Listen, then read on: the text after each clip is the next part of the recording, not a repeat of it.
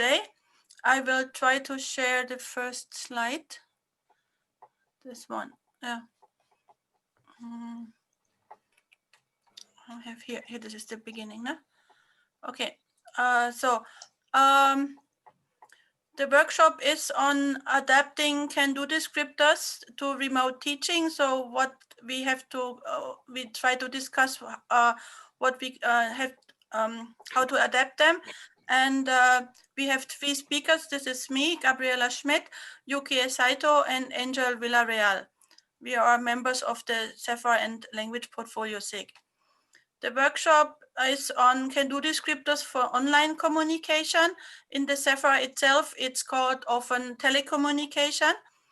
And we have the CEFR from 2001, and the newest version this year, it's finalized now and published, is from 2020. Yeah, this is on the context and application of can-do descriptors to foreign language teaching, and to discuss this. As you know, the CEFR reference levels are for the beginner part A1 and A2, for mediate a B1 and a B2, and for advanced C1 and C2. We will talk today mainly on the beginner and mediate level. The shift is from simple, so can-do A1 means simple social exchanges on personal news towards broader range. And the interaction part, where people should be able to communicate to some extent fluently, would be a B1 level. So users at a lower level will struggle to interact successfully in an online meeting, and until they reach B level. So when we talk about A1, A2, this is not a level where we can expect students to interact or learners to interact independently.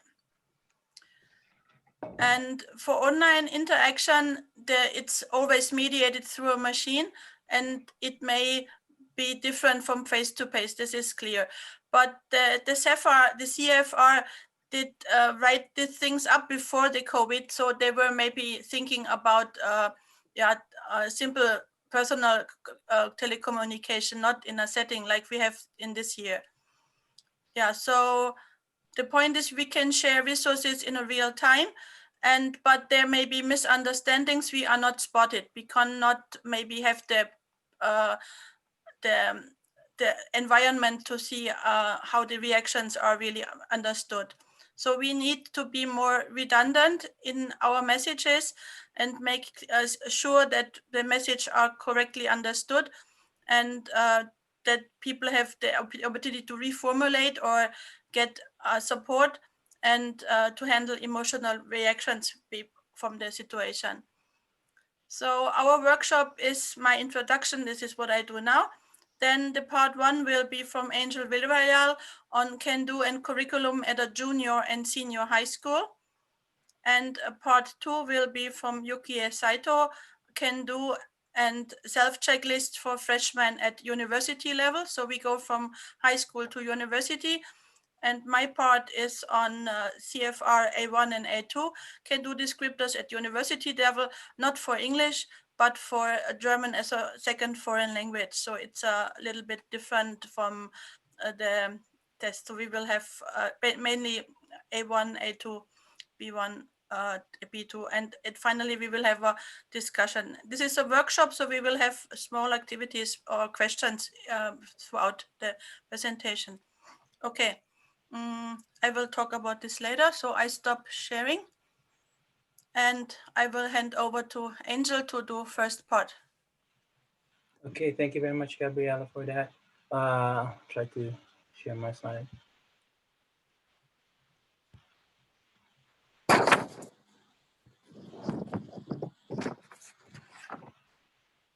Yep, what happened here? Okay.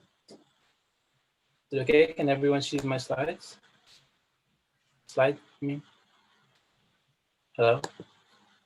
Okay. You're okay, yes. Okay, thank you very much. So I'll be talking about,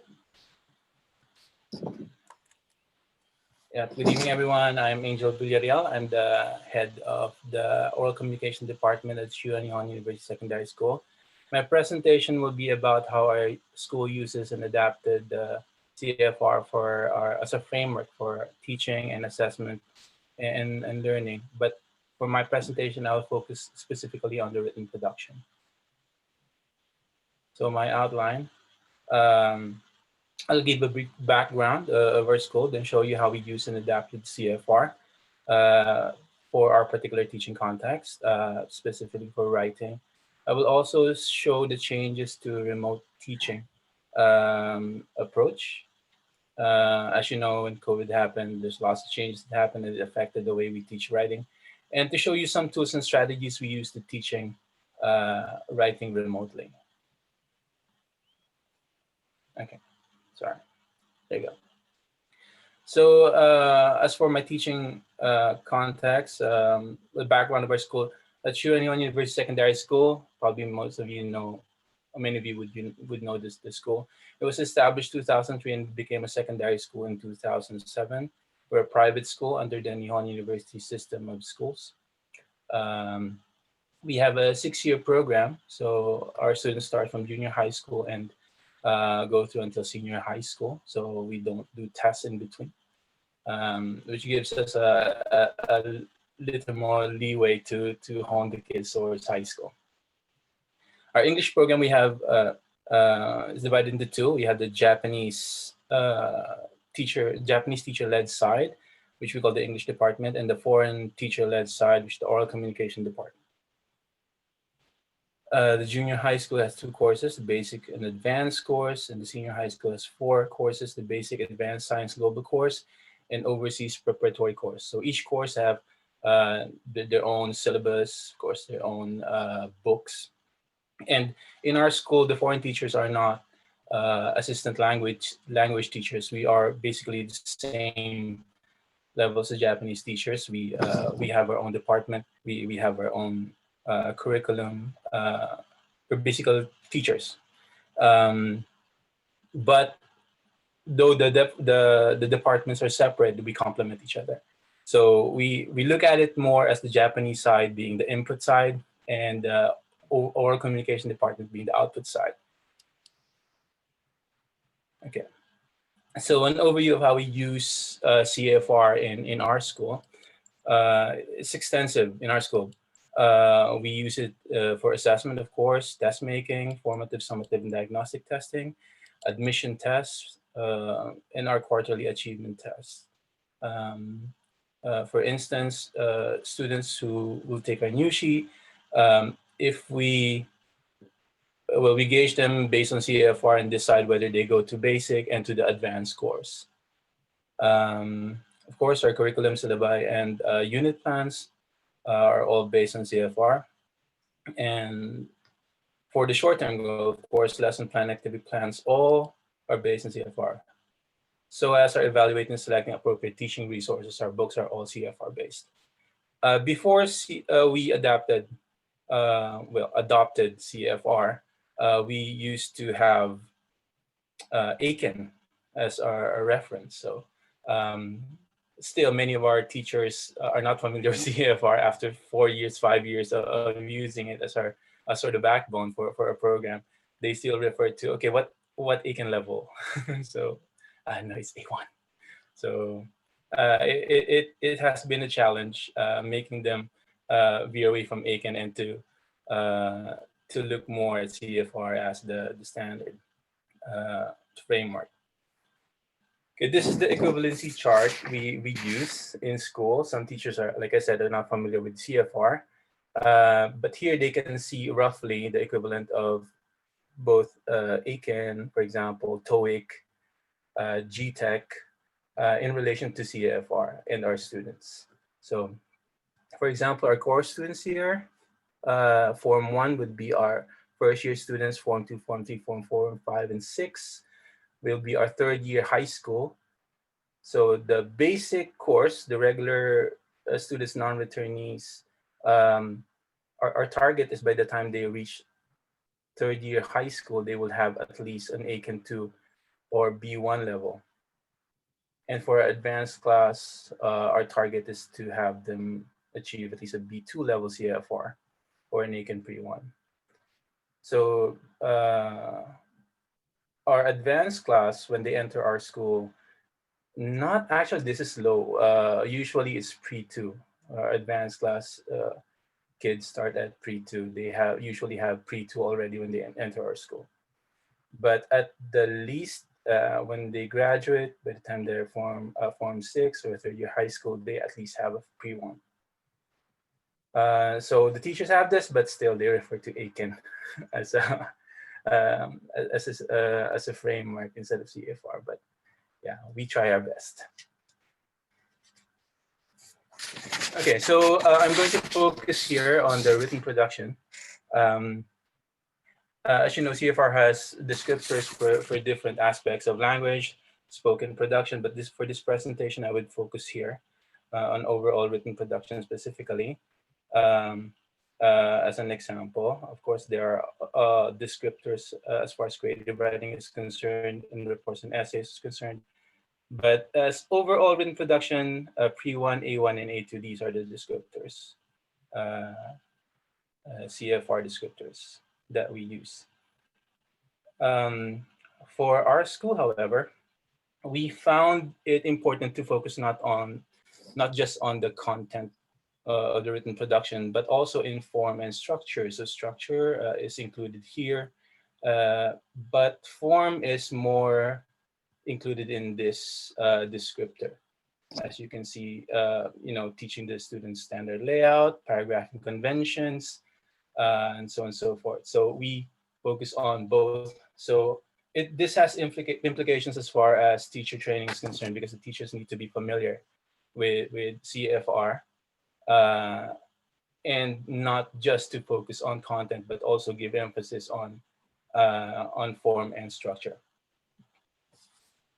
And how does that translate to our lessons, for example? So this, for example, is an excerpt from our syllabus. I'll share you very quickly. I'll share your syllabus. So this is our syllabus. So we have first year, second year, third year, and so on and so forth. Okay, and we are divided into 4 quarters: summer, spring, summer, autumn, and winter. And here is an excerpt of that here. So for our first year basic course, this is just the first year regular students and the first year advanced course. These are a writing descriptor as seen in our syllabus. And this is the overall written descriptor as seen in the CEFR. As you can see, there you go.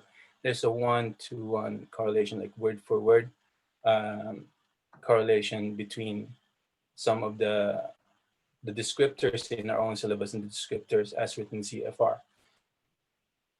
Same with this one, for example. Okay, describing family. But we do adapt the CFR to suit our needs as well.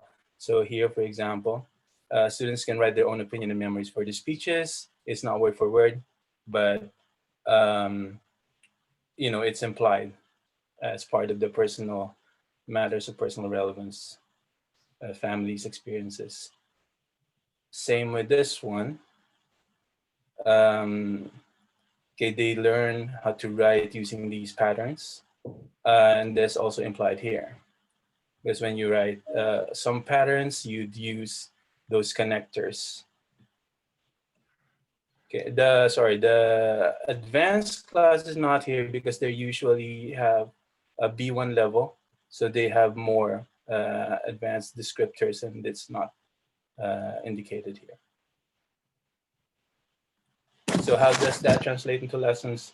As you can see here, for example, we focus on the orthographical also, using the margins, using the indent, spacing between letters, capitalization, spelling, all this stuff, aside from the content. So this is the second year junior high school level writing. But when they go to the high school, that's where we include structure and content aside from the orthographical.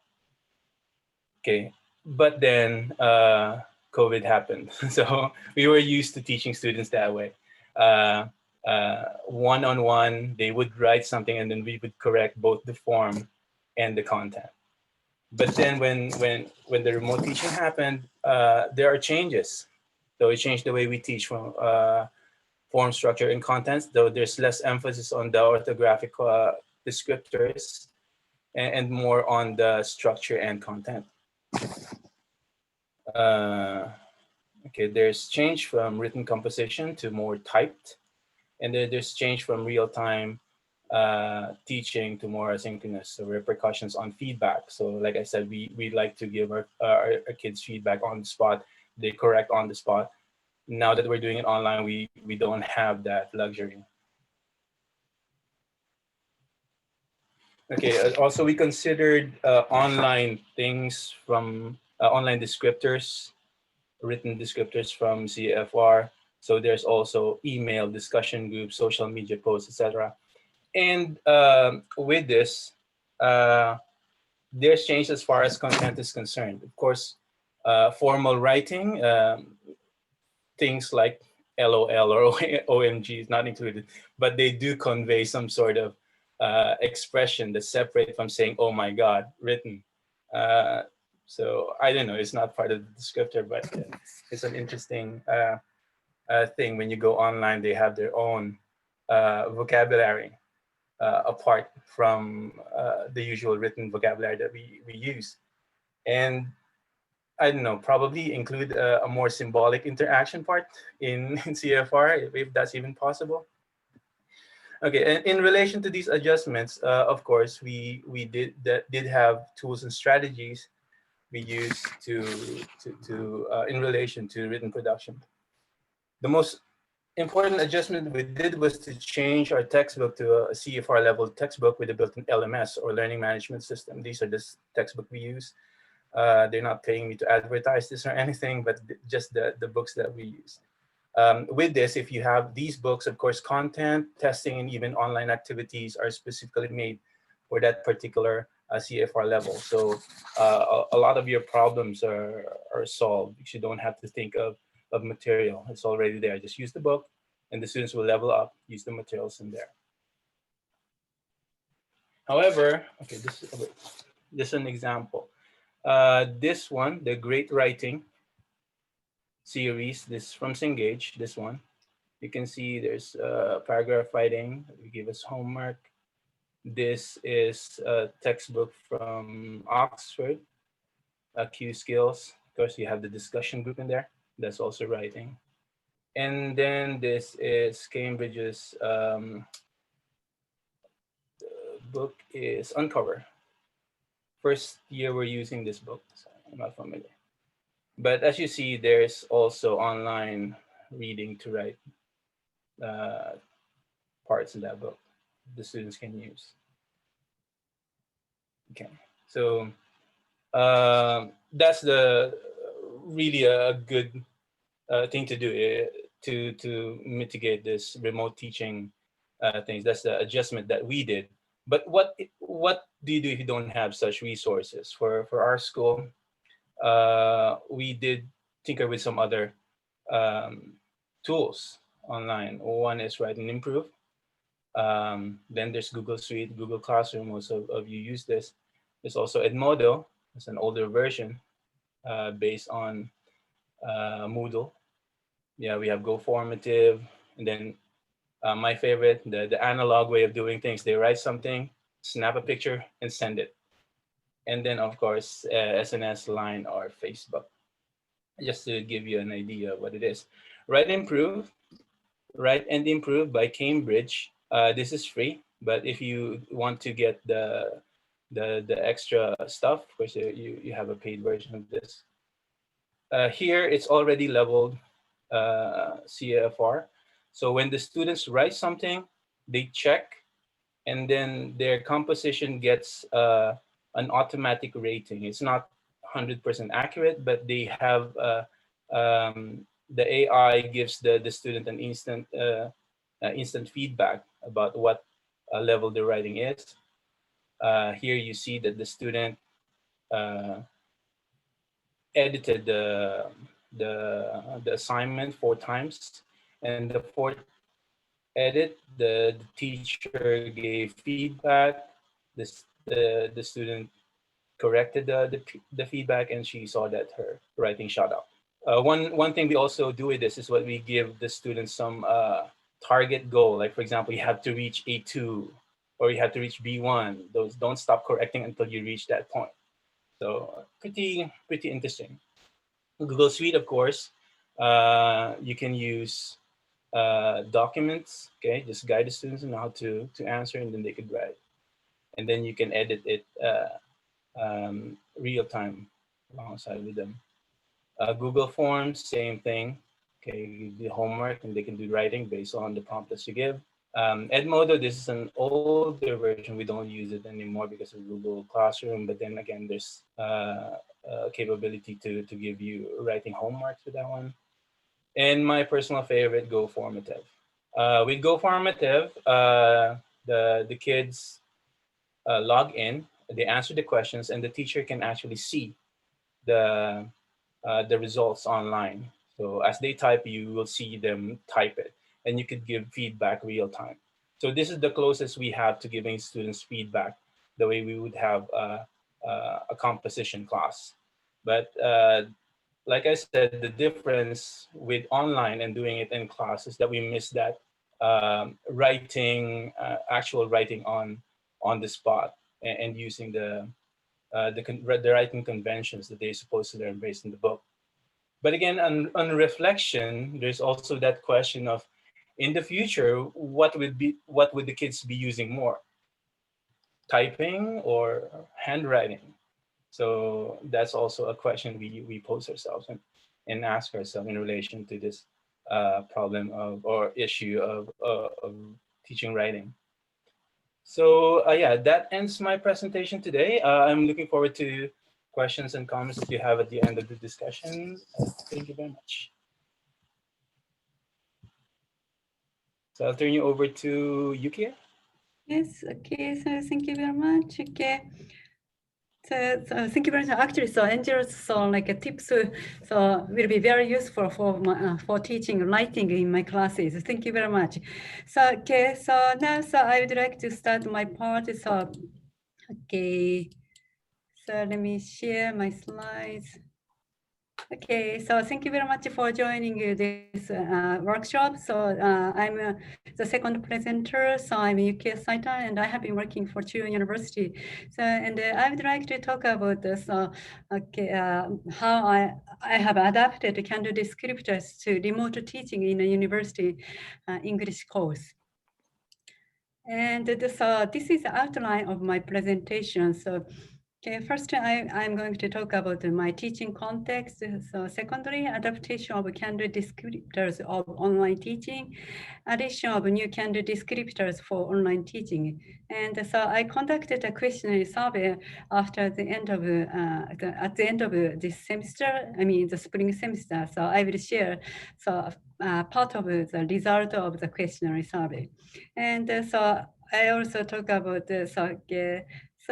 how you can try to apply, adapt Candu from the latest CEFR Companion Volume for online teaching to your context. And finally, I will share my pedagogical implications and the next step.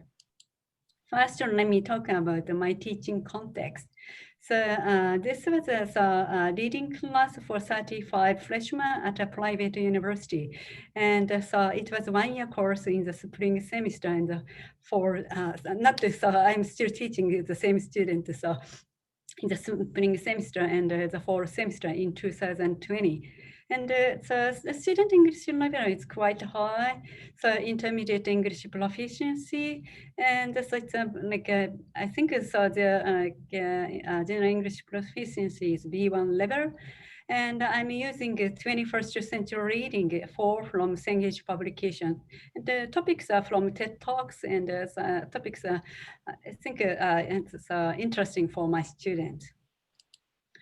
So as everyone had to deal with this sudden change to online teaching, I was also forced to teach classes online all of a sudden. But at the same time, my students had to cope with this situation, and they were required to take online classes all of a sudden. But at the same time, I really wanted them to think that this would be a great opportunity for them to improve their English, at the same time their IT skills. So this is the first slide I shared in my first class. So I wanted them to use English as a tool for global communication. At the same time, so I wanted them to improve their IT skills. So because that is an important skill in the 21st century. And at the end of the semester, so I asked my student to make a proposal to solve problems in the world. And so kind of the ultimate goal is for them to be global visionaries. And then, so this overlaps what I said, but this is the objective of the course, like use English as a tool for global communication and think critically, objectively, and convey their thought and ideas in an organized manner through pair work, discussions, and presentation in English. And use technology such as PCs effectively. So in a way, there are two pillars in the course, like to be able to use English as a tool for global communication to improve IT skills. And so this is a kind of summary of my class. So before class, so using a learning management system, student had to do like a play assignment, pre-test, reports, and preparing presentations. So in a real classroom, so they spent lots of time making a discussion and presentation. So after the class, so they also worked on assignments and made a so they also wrote reports. So once again, so two main pillars of this course was to use English as a tool for global communication and to improve ICT skills through English classes. And so now, I would like to talk about how I adapted Candle descriptors of online teaching. So take a look at the left side. So this is from CEFR and CEFR CV, online conversation and discussion. B2 can participate actively in an online discussion, stating, responding to opinions on topics of interest at some length.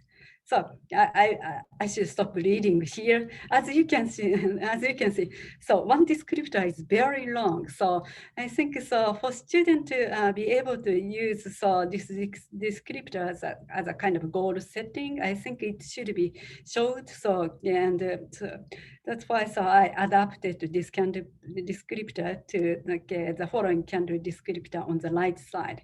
Can participate actively in an online discussion, stating and responding to opinions on topics of interest. So this is very relevant to online classes. And also B1, so I will stop reading out because it's too long. But so ideas of these kind of descriptors are useful. So I made it short, can I introduce also, please take a look at the right side. Can I introduce myself and manage simple exchanges online. This is pretty useful and can ask and answer questions and exchange ideas about everyday topics online. So later, so if time allows, I would like you to think about how you can adapt this kind of descriptor to your teaching context. Okay, next one can engage in real-time online exchanges with more than participants. This is very relevant to Zoom classes. And so goal-oriented online transactions and collaboration. So once again, on the left side, you can see can do descriptors of B2 and B1. Okay, and so I adapted these can do descriptor to the can do descriptors for my teaching context, such as can collaborate online with a group that is working on a group project. So as I mentioned it earlier, so student had to make a group presentation to propose like a solution to deal with a problem in the world. So I think this is very relevant to the task they had to do. Can interact online with a group that is working on a project. So I used breakout rooms pretty frequently, and they made a lot of discussions. So in a breakout room, and they also spent some time preparing for their presentation. So in a breakout room. And so on the right side, you can see my adapted can-do descriptors. And so actually, so I was not able to use these can-do descriptors during the course, but at the end of this, the spring semester, I made a questionnaire survey, so which reflected can-do descriptors, so adapted can-do descriptors. So for example, question 20, can I introduce myself and manage simple exchanges online? This is from the adapted descriptors. All of them are from the adapted descriptors. So, however, so I think so. I'd like to kind of ask a question. Those can-do descriptors are enough for online teaching? Okay. So actually, I don't think so, because it's like a CEFR, so even CEFR companion volumes descriptors were made. So before the era of pandemic, I think many people didn't expect to teach these classes using Zoom. So that's why I think some new descriptors might be needed. So in this new era, so online meeting tools have changed English classes during the pandemic. So new descriptors related to online classes with online meeting tools might be needed.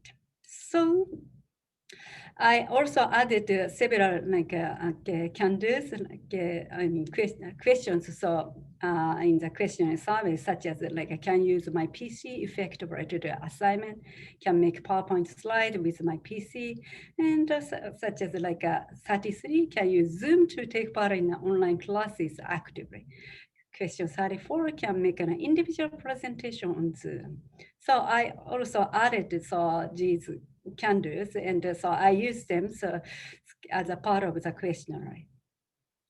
And so now so let me share a part of the result of the questionnaire survey. So such as there are 35 students and 28 students answer the questionnaire survey. So I can answer questions and exchange ideas about everyday topics online. So most of the students answer that they can do it. And question 25, can collaborate online with a group that is working on a group project. And so once again, many of the students say that they can do that. And also can locate, so these can-dos and these can-dos are related to IT skills, ICT skills, such as can locate necessary information on the internet to complete tasks. Okay, so can organize, synthesize the collected information to complete tasks. So most of the students answer that they can do it. And so can use Zoom, take part in online classes actively. So they say that they can do it. And also can make an individual presentation on Zoom. So most of the students answer that they can do it. It's interesting. Actually, 2 students answer that they cannot do it now. However, all of the students answer that they can make a good presentation. They can make a group presentation pretty well or to some degrees. So it's a kind of a interesting result. Okay, so later, so I am going to share these slides to you because there is a kind of application. So as Gabriela mentioned it, is now you can get to the latest CEFR Companion Volume, which was just published just recently, so I will share it. So there are new descriptors. So I think I will have to use new ones, including 8 plus. So I will skip these parts. So okay, I hope so. You can use some of these descriptors later. So I will share it later. Okay. So I will also share the link to the latest CEFR Companion Volume. Okay. And now, I would like to kind of summarize my part. So a sudden change to online. So everybody had to cope with a sudden change to online teaching. I was also, forced to kind of teach online all of a sudden. So, but I had to kind of adapt to the new style of teaching. So once again, there were 2 objectives. So in the course, to learn English as a tool for global communication and improve IT skills. And adapting Can-Do from CEFR, adding Can-Do related to online teaching. So I did it. So I made it like a Can-Do descriptors in the new context where I had to teach English classes online. So it was useful for my student and so for myself to evaluate the student learning, evaluate for them their learning at the end of this semester. However, so I would like to do something to offer better kind of teaching. So for example, share the Can-Do during the course for self-evaluation. Instead of using the adapted Can-Do descriptors, so at the end of this semester, as a questionnaire form, so I would like to use it for self-evaluation, for student self-evaluation. At the same time, so I would like to develop Can-Do for myself to evaluate my teaching. I want to kind of be objective to my teaching.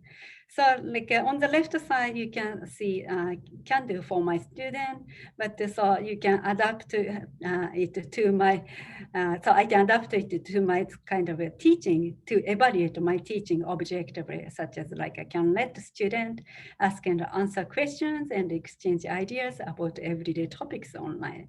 Then so I'd like to kind of evaluate myself critically. So to improve for my student learning. Okay, so this is the end of my part. So as I mentioned, I hope so you will have a chance to adapt some Can-Do descriptor to your teaching context. So I will finish my part. Thank you very much. Okay, so Gabriela, Yeah. Thank you. There is a question. Yeah. Okay, maybe so as I mentioned it, I think I should share. Okay. So this will be the third part, and I will start from here. Should be okay, no? You can see it. Yeah, so my part is again on the beginner level. So we had first on the school going up from A1 to B1, and then at university level from B1 to B2. No? But as I'm teaching at German as a foreign language, it's normally absolute beginners. A few are knowing. No? So major German as a major, German as an additional and a second foreign language, tertiary language, or L3 plus going on up. So my part is always like the native speaker, and normally I have to deal with the level A1, A2. Most of my students do not go beyond A2 even after 3 years at university level. Only a few go to B1, and yeah, it's really a handful. So for me, it's one of my teaching is like German is the second foreign language. For me, is the question, how does this line up? How do languages interact to each other? How can students use their knowledge of English to study L3 or other languages? How do languages interact? And like my research question would be like related to the online teaching for my context. Do the Can-Do descriptors needed to be adapted on my level for the beginner level? And if yes, to what extent? I have to adapt the descriptors I use up to now for the online teaching? And if no, what is the consistency of the descriptors? And for me, is a plurilinguistic view, can a plurilinguistic view be implemented? Like I said, I want like that it's not about German or about English, it's about how these languages interact for the learner. On A1 level, I stated before, like it's a simple way. So most can-do descriptors are short, can understand, use familiar everyday expression, can introduce themselves and others, can ask questions about personal details. I can recognize familiar words, and I can use simple phrases and sentences. I can use isolated phrases. And this is new in the CEFR CV, building a pluricultural repertoire, can recognize different ways of numbering, measuring distance, telling the time. Like in English, you have a way to tell the time. In German, you can, telling the time is different from English and different from Japanese. So for me, this pluricultural, intercultural part is very important to not only on the linguistic language side, but on the background. So for me, it's to open up plurilingualism, and I think to some extent, this ultimate target view should be changed to a procedural view, like this lifelong learning. How does the L2 open up and connect to L3 and more languages? Another colleague from Taiwan, he wrote it in German. I translated it into English. I'm not sure if my translation is good. How and to what extent can the acquisition and instruction of the L2, the first foreign language, be methodologically and pedagogically designed to prepare and enable a transition to the acquisition and teaching of the learning of a L3 and more? So this is really like teaching should not be learning. Normally, like it's English and then university exam and job hunting. It's always like a one way, and this is the target. And when I have my job, I don't need English anymore, something like this. But like connecting their first language, Japanese, connecting with English, and then connecting with German, and maybe even with other languages. So how do languages interact? How do they synergize to each other? How can they complement and support learners? This would be something. Maybe it's not. It's in the CEFR, I think, because CEFR supports plurilingual learning. So for me, this means like greeting, thank you, basic communication, individuals introduce oneself, to introduce someone, spoken and written, to introduce something, to talk about something, understanding others, interaction patterns, what I said, like pluricultural patterns to expression and tools to manage communication, relation of English and German, similarities and differences, communication patterns, and pragmatics, like building up a pluricultural repertoire. This is basically the setting of my class. The concept of my classes is kind of simple. Students should write every week a classroom diary to reflect on their own learning. And I have my classes are in tasks. So after 3-4 weeks, they have like a can-do task. They could be single, it could be as a group, depending on the task. They have to do a peer and a self-evaluation and a reflection on it. And in the end, they have this totally final evaluation, which will take this Rosefarben parts into it.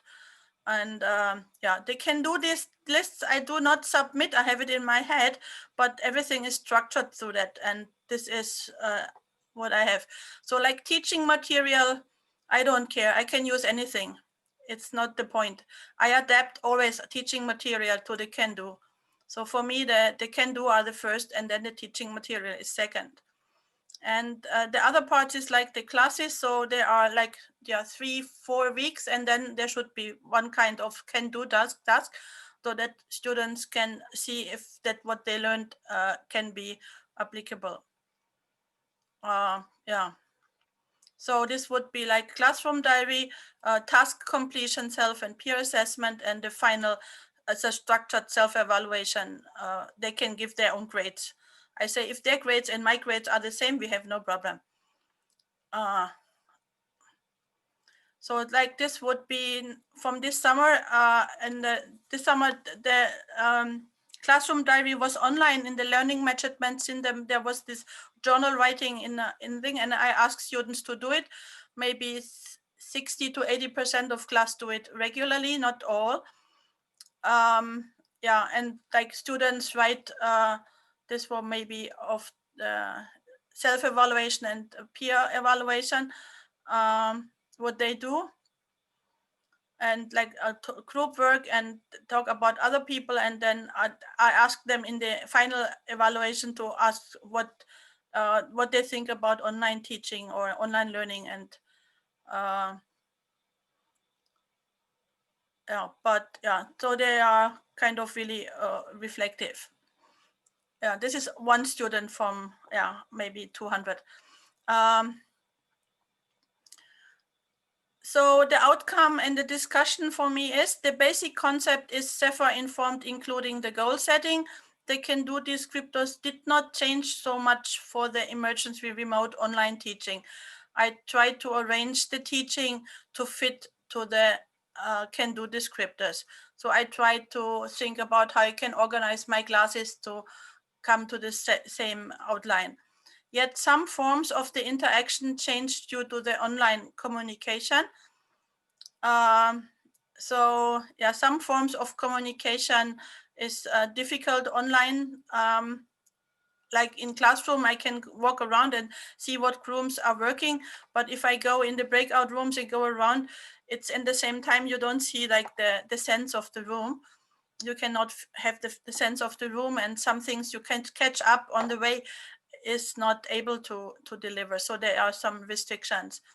There may be misunderstanding which are not spotted, as said before, and the need for more redundancy in messages to communicate that the can-dos or the outcome or the target of the teaching more. To need to check that the messages have been correctly understood.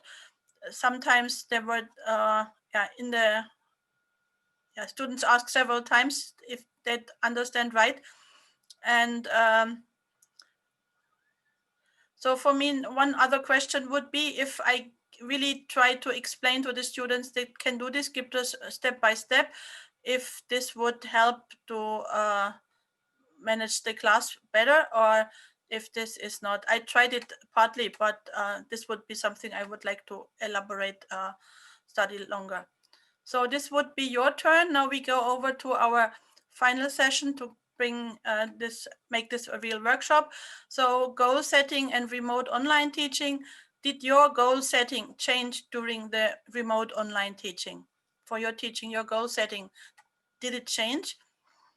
And can-do descriptors, do you use can-do descriptors for your teaching? And what impact did the remote online teaching have on your classes? As I said before, this was like the main questions I wanted to ask here. Yeah, these were the same, like it's some parts are in German. Yeah, this would be the question and answer. I stop sharing. Maybe later I'd say. So thank you. So now we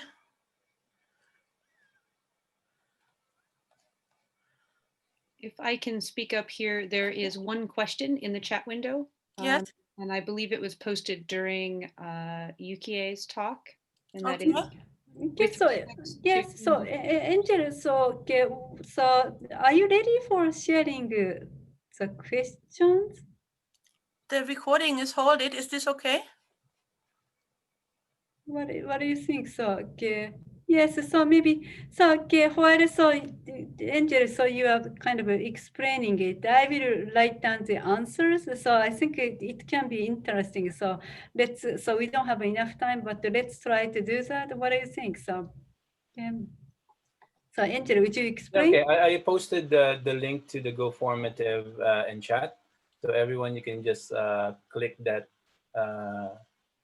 link to join the discussion. Let's see if it works.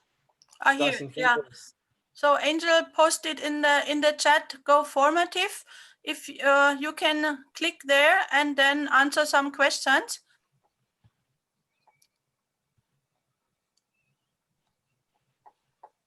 You come to this site, you just enter any name you like. Yep, any name you like. You can be an actual person. You can use pseudonyms if you want. And then there are. Can I share the screen? If it's yes, please. I am disabled. My computer. Okay, so I can share it. So let me go ahead and see if I can fix that for you. Yeah, okay, which is better? So I share it, but so Angel, can you do that? Maybe I should stop. Angel, you have co-host again, so you can share. Okay, thank you very much.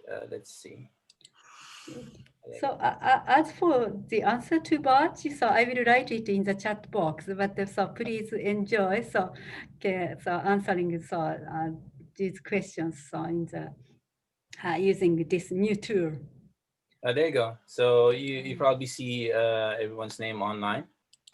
There you go. So we have participants there. And then the first question is, are you using CEFR descriptions to teach and assess your students' written production? That's for my part. If yes, which of the tools have you used or do you use in class? Yeah, so we can see that a lot use Google Suite. Some have their own LMS, and some have others. So please answer. And then which tool would be best for evaluating students based on CEFR from those tools? Okay. So yes, the descriptors themselves for self-evaluation. Yeah. Of course, you can use all the tools and then use the description themselves as a tool for assessment. That's what they're used for. There you go. LMS, of course, they have their own testing. And then what else? This is from Gabby, Gabriela. I don't know, that's still mine. There you go. Goal setting and remote online teaching. Did your goal setting change during the remote online teaching? There you go. Did it change?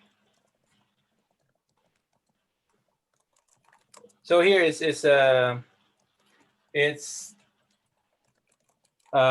we were doing this thing, but at the same time I can show you the tool that I use also for writing in my class. So I can see the students actually typing their response. So for example, I would like to comment on Gabby's response. Then I can give her feedback. There you go. And then I can put scores in here. So based on CEFR. So this is a pretty useful tool. Yeah.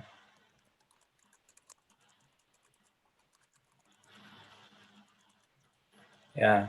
I agree with Greg, but for my situation, for example, I also have to manage 10 other teachers, and we have to be the same what do you call this?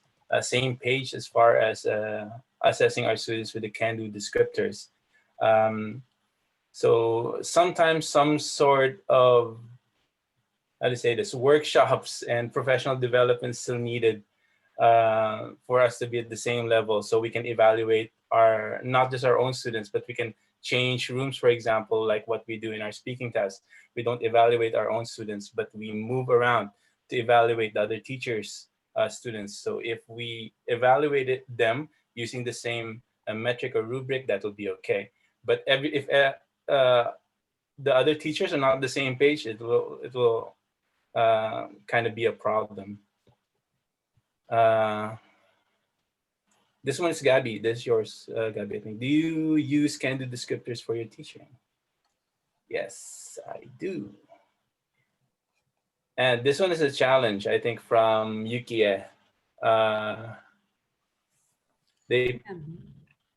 She posed. Okay, there's this can-do descriptor. Can you explain this, Yukie? This one? Yes, so as I mentioned, so one can-do descriptor from CEFR is very long. So I think it's you need to kind of adapt it to your context. So that's why I chose one descriptor so that you can think about how you can adapt this can-do descriptor to your teaching context.